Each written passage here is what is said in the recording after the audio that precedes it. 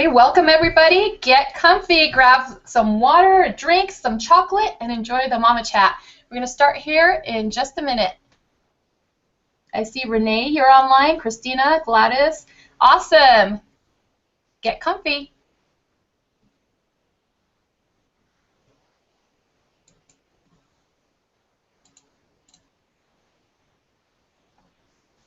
Okay, ladies, so a lot of you have been talking to me wondering, how the heck am I supposed to raise a family and follow this dream I have in my heart? And you're thinking, how am I supposed to bat out those voices that keep telling me, you know what, you should just focus on raising the kids, and maybe later then you can focus on those things that are working in your heart. Are you struggling with the decisions between these two worlds? My name is Adhis Boucha. I'm the new money mama. Welcome to the Mama Chat. Tonight we have a special guest, and I can't wait to introduce you to her. So I work with women who primarily want to create more money, more peace, and live in more alignment with their God-given purpose. If that's you, you're in the right place. So let's talk about what we're going to do this month. We're going to talk about breaking out of the old expectations of what it means to be a woman. We're going to talk about discovering your natural talents and how to share your gifts with the world. So this week, we're going to have Kim Flynn. Let me tell you a little bit about Kim before I bring her on. Kim is an author, speaker, and trainer for women and a few brave men who are ready to play big in business. She has just come out with a book, Playing Big, The Unsexy Truth About Running a Business. She's the creator of the Plug-and-Play Business Management System, which is a productivity and business management system that helps even the most visionary and creative mind to get organized and productive in their business. Kim teaches entrepreneurs how to organize, systematize, and structure their work so they can grow their business to its potential. Kim is the founder of, count 'em, 5 businesses, growing her largest business to employ over 30 people, which she then sold, and she's also the wife, a mother of 4 kids. So please welcome Kim Flynn. Hi, Adie. Thanks so much for having me. I'm thrilled to be here with you. Adie's one of my favorite people. Isn't she fabulous? Well, Kim is one of my favorite people, and I think she's going to become one of you guys' favorite people. So, Kim, you have 4 kids now. When did you first get started in your first business? Well, my first business came about when I was about 23 years old. So my background is actually in education. I was an English school teacher. I taught junior high and high school. Because of course, every woman in the world has to be either a teacher, a nurse, or a hairdresser, right? There's the big 3 that everyone chooses. And I thought, well, I'm a woman, I got to choose one of those 2. So I went into education, taught for a few years, had my first baby, and became a stay-at-home mom. And quite honestly, I am one of those productive kind of people. You guys might resonate with that. And I was like, man, I'm bored. So my first baby, about 3 months old, I started my first business from home. And that's how it started. Awesome. Okay, so you had your first baby, and then how did you go into your consulting business? Well, kind of a long process. It took me a good 10 years, almost actually 15 years now. But I started that first business and grew that to employ actually about 30 people. Hilarious story, though. I didn't know what I was doing in the beginning. I had no clue. I was running a completely illegal operation. I didn't even have a business license. I had no idea what I was doing. And I hired a bunch of tutors to come and work out of my home. So we had like tutoring stations set up all over the home. And I had, cars parked up and down the street, and the neighbors complained, and I was running this, bigger business out of my home with no licenses. Hilarious. So we moved out of that, moved into a commercial center, and then about every 2 years after that, I grew another business. So I started a image consulting business where I employed image consultants to work with women. I did a personal training business where I employed personal trainers to work with people. We did a property management business, and then I sold everything in 2009 and said, let's put all my eggs in one basket, and let's do what I actually love. What I actually love is business itself. I love it. And so now I train other women and a few brave men, as you said, in how to systematize businesses. Okay, awesome. So how many of you women out there feel like you don't know what you're doing in business? I mean, sometimes things flow, and sometimes you're like, what the heck am I supposed to do? And how am I supposed to balance this with my family? Kim, would you talk a little bit about how you are running businesses, honoring your relationship with your family, and also honoring those callings and those things that speak to your heart? Yeah, so first of all, motherhood is often used as an excuse. I can't do anything because I'm a mom. And you'll know if you're using that excuse or not because you'll feel it right here. You'll feel like, oh, I'm meant to do more. I'm supposed to be doing something else. I'm supposed to be doing this calling that I have that I keep feeling drawn to. And often that's business. Sometimes it's charity work or whatever it is that you feel pulled to again and again and again. And I don't believe that it's an either-or situation. I don't think it's like you're a mother or you're something else. I think we can be more than one thing. We can have two purposes running parallel in our lives. And the problem with this is if you're trying to live like half over here and half over here without just investing and saying, this is what I'm doing, you'll kind of disappoint both categories. You'll disappoint your family and you'll disappoint your business by not really growing to its potential. So instead of doing the, frankly, half-assed way of doing it, where you're half here and half here, you're going to have to make sacrifices. And that's really hard to hear sometimes. Oh my goodness, I actually have to treat my business or whatever it is, that other passion, with respect, just as much respect as I treat my family.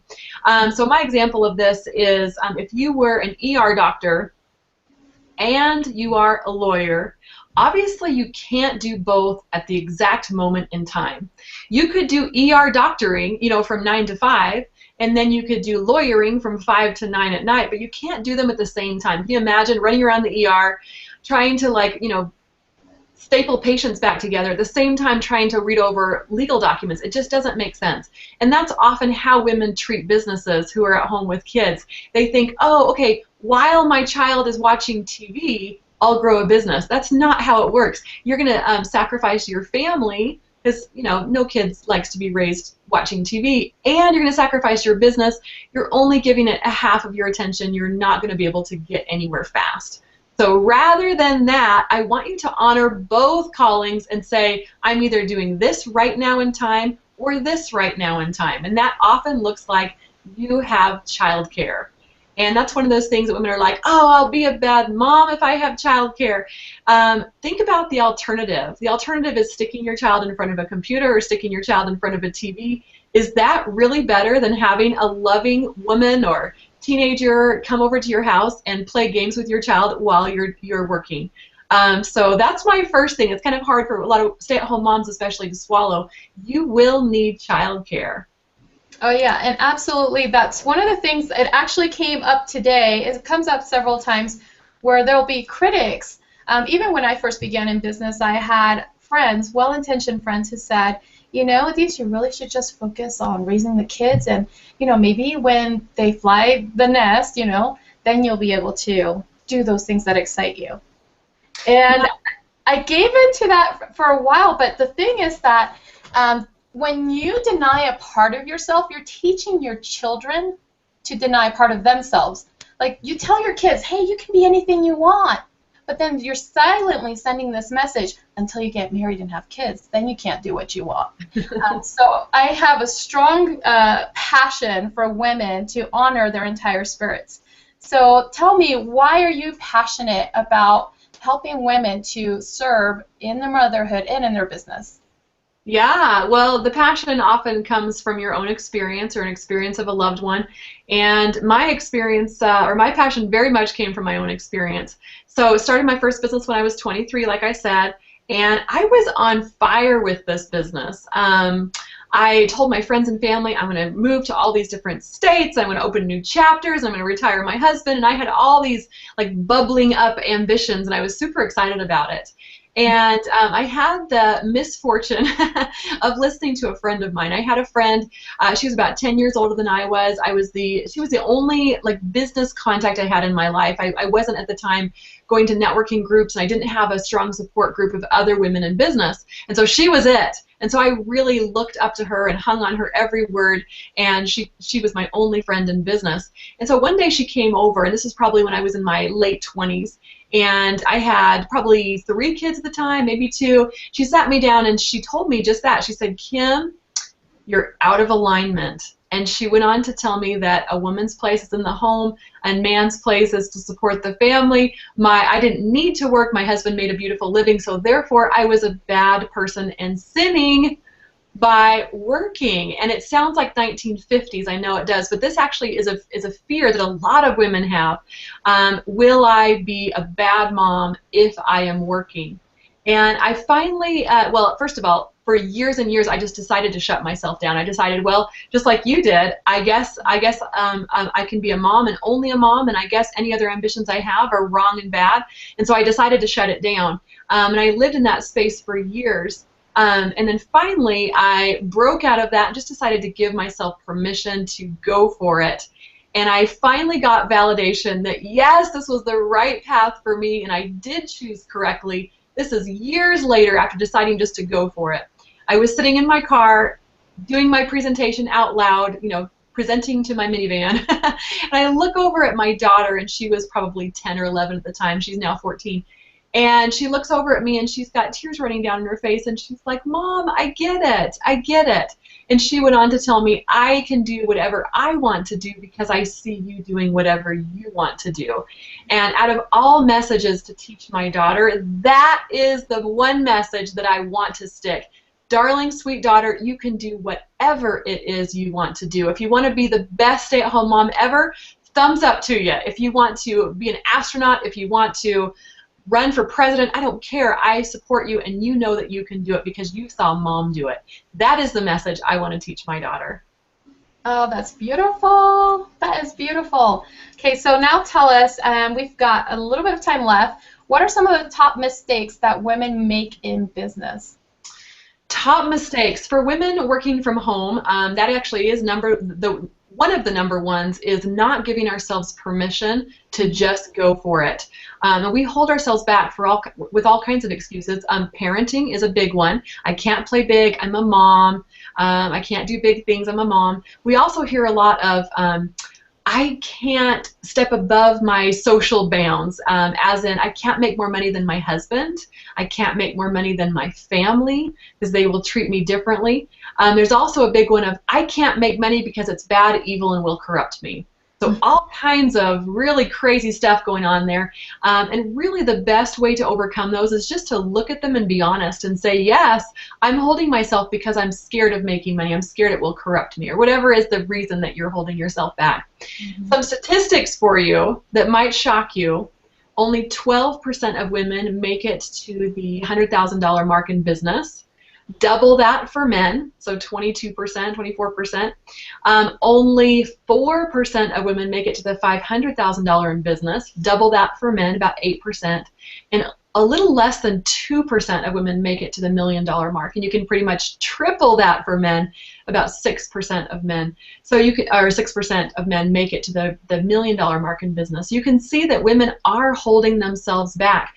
And one thing I used to do is I used to say, bad women, you know, shame on us for not playing bigger. And that is no longer my message, and here's why. I actually was expressing that message in a video, kind of like a little bit of frustration, like, women, come on, step it up, play bigger. And a woman's researcher reached out to me, and we had a conversation. I was so thankful for it, and she said, Kim, you're confusing the cause and the result. So you're saying women don't play big in their head, so therefore they don't play big in their business. That is the result. And she says it's actually the cause.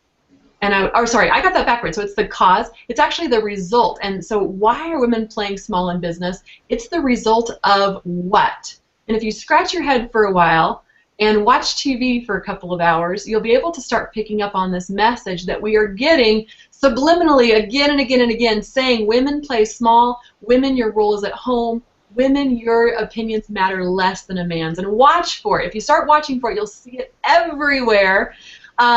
Women need permission to do things. Women can't do things on their own. All kinds of messages that are constantly coming at us.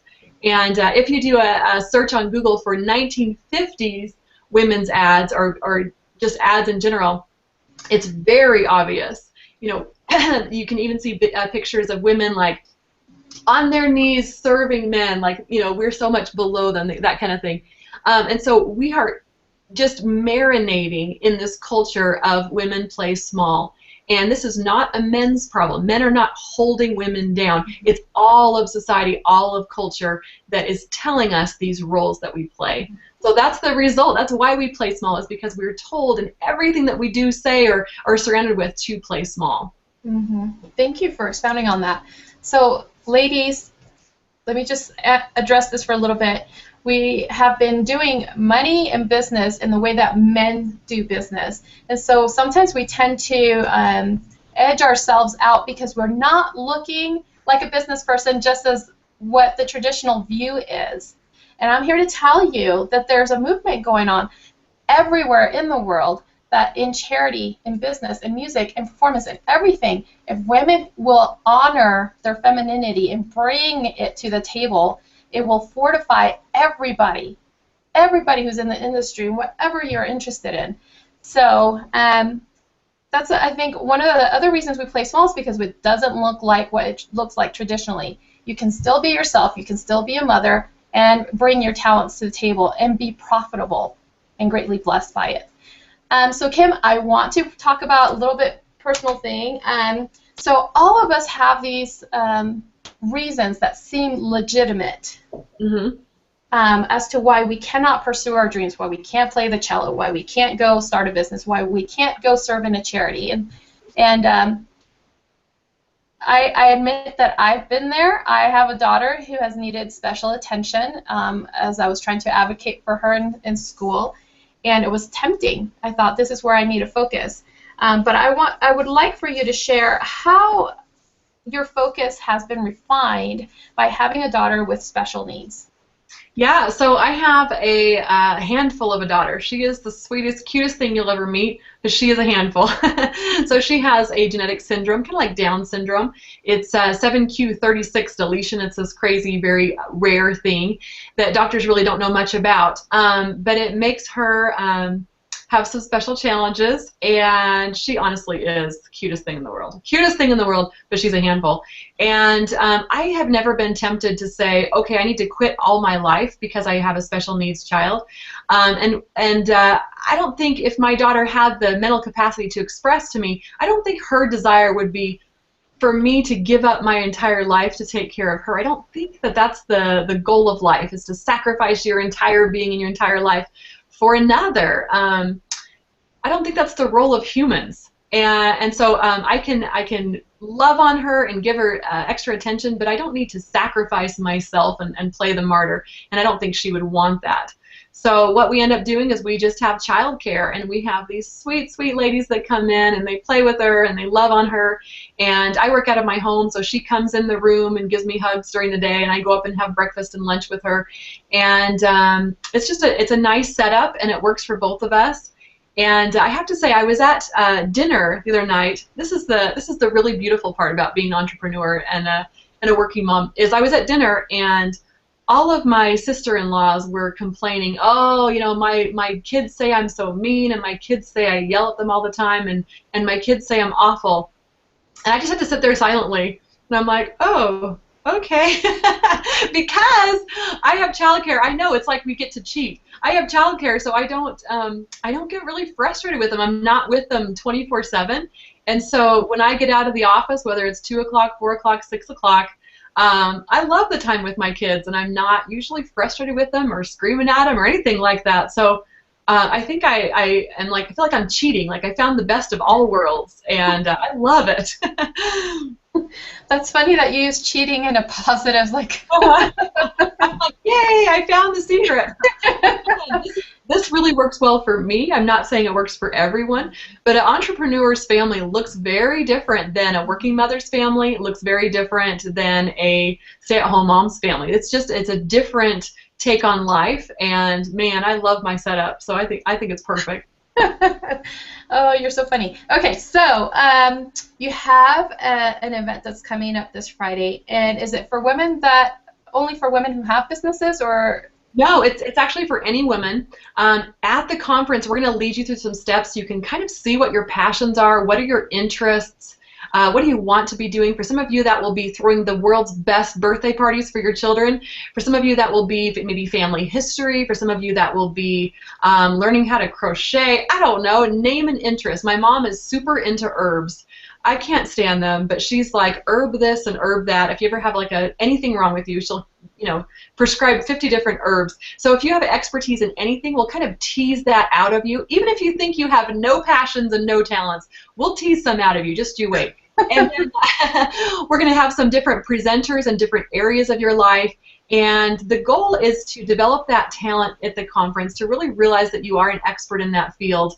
And then if you have a desire to share that gift with the world, whether it's training people on how to use vitamins and herbs like my mom, or training dogs how to jump, I don't know, you name it, we kind of have a framework to show you how to share that expertise with the world. So it's pretty fun.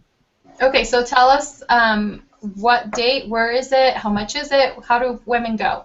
Yeah, it's coming up this Friday, and this one is in Salt Lake City. Coming up after this, we're going to host these all over the world. Our first international event is going to be in Uganda in July with the lovely Adhis. Adhis is going to be there with me. And so these are going to be all over, but this first one is in Salt Lake. It is this Friday from 9 to 4:30. You can register at universeofwomen.eventbrite. That's BRITE.com. So universeofwomen.eventbrite.com. And our website is under construction right now, but if you go to universeofwomen.com, you can sign up for that, and you can get all the notifications of events coming in your area and how to co-host those events with us. So again, it's universeofwomen.com. Awesome. Well, I'm going to be there, ladies, so come see me, come play with me. It's going to be so much fun. All right. Okay, so after this chat, Kim, how can women work with you and find you besides this Friday? Yes, so if you are a woman who's already in business, you have an established business, or you're getting started but you know exactly what that business is, I would love to work with you. I'm a systems and marketing expert. You can go to kimflynn.com and you can get a free 5-video e-course that has a ton of value in there. Awesome. Okay. All right, so we're going to start wrapping up. I'm looking at the time here. Okay, so women, earlier I quoted, it was the Dalai Lama. The world will be saved by the Western woman. What does this mean? It means that the women with the most rights, human rights, civil rights, the women with the most opportunities have the blessing of being able to advocate for the women in the other parts of the world. We advocate for our sisters. So if you're thinking to yourself that, you know what, Adhis, I have everything I need, I'm content with what I'm doing, I ask you to reconsider where it is that you could be serving. If you have been given much, then I ask you to give as well. And so really take a look at what your talents and your gifts are. Take a look at what's really holding you back. Is it contentment? Or is it fear? Or is it not knowing where to serve? Because as soon as you have the desire, if you can just have the desire to serve or to expand or to create value for others, the answers will start coming to you step by step. Another quote I love, it is from Desmond Tutu. He says, if we're going to see real development in the world, then our best investment is women. I love that. I know, it's beautiful, right? So, ladies, your DNA was put together by a creator. And when he put you together, he put in your personality, your talents, your physical features, and the desires that are in your heart. So if there is something that is moving inside of you, honor it, because it was put in there divinely. When you honor it, I promise you that the supports will come into place. You don't have to know how it's going to happen, but I promise you the supports will be there for your family, for your health, for your well-being, if you will honor that fire that was there divinely. All right, so ladies, you've heard from Kim. You know that there's an event coming up this Friday. I want to see you there. Let's play. Let's learn together. And in order for you to get there, remember to go to universeofwomen.eventbrite.com, or as Kim later mentioned, universeofwomen.com. Also, I'm going to offer 2 tickets. I have 2 tickets here that I will give to 2 ladies who message me. Email me at adhis@newmoneymama.com. And for the price of the tickets, which is just an easy $20, I will throw in at least one coaching session with you. So whichever one is of value, but I tell you that both of those are of great value. Message me. So it's the first two women who email me at adis@newmoneymama.com, and just in the title put in tickets for the subject line, and I will give those to you. Now, ladies, here's a reminder again, your brilliance was not designed to be hidden. It is meant to shine. For other women, for your children who are following you, you are setting the example of how to live a joyous life. And you're giving them permission to also create their own journey and to have their own relationship with their own higher power. I want to share the last three things that I got from Kim's. The first is to give yourself permission. When you give yourself permission, you are also giving your children permission. You're giving your sisters permission. You're giving your mother permission. You're giving women, children, and men all over the world permission. So give yourself permission to live fully. Scared and all, just live fully. The second thing I got was to get more friends that are in alignment with the purpose that is burning in your heart. So if that purpose is in music, or if it's in business or in charity, start surrounding yourself with those supports, because it's going to be a challenging thing. I mean, motherhood just alone is challenging, so you surround yourself with mothers. But you also want to surround yourself with those who will support you in stepping into your glory. And then the third thing is to accept support or services, such as like Kim mentioned with the nannies and the people who will play with their sweet little daughter. Allow people to serve you. I mean, personally for me, I've allowed service to come to me, but also I've seen it as a blessing when I am paying another woman who is trying to support her family and is trying to create good things for herself. It's nice to be able to create value and money for myself so that I can also share it with others. So allow support to come and support you in different aspects of your life. So let's see, we're going to end. Yep, we're out of time. So thank you, Money Mamas, for joining us today. Remember to join me for the next month for another woman who is growing big in the community, in her bank account, and in serving the world, and also in aligning with her God-given purpose. Kim, do you have any last words for us? I don't. I just love you, Adhis. That's my final word. I love it. Well, that's the best final word ever. So, all right, ladies, we'll talk later. And remember that life is rich, and so are you. This is Adhis Boucha, the New Money Mama. Bye-bye.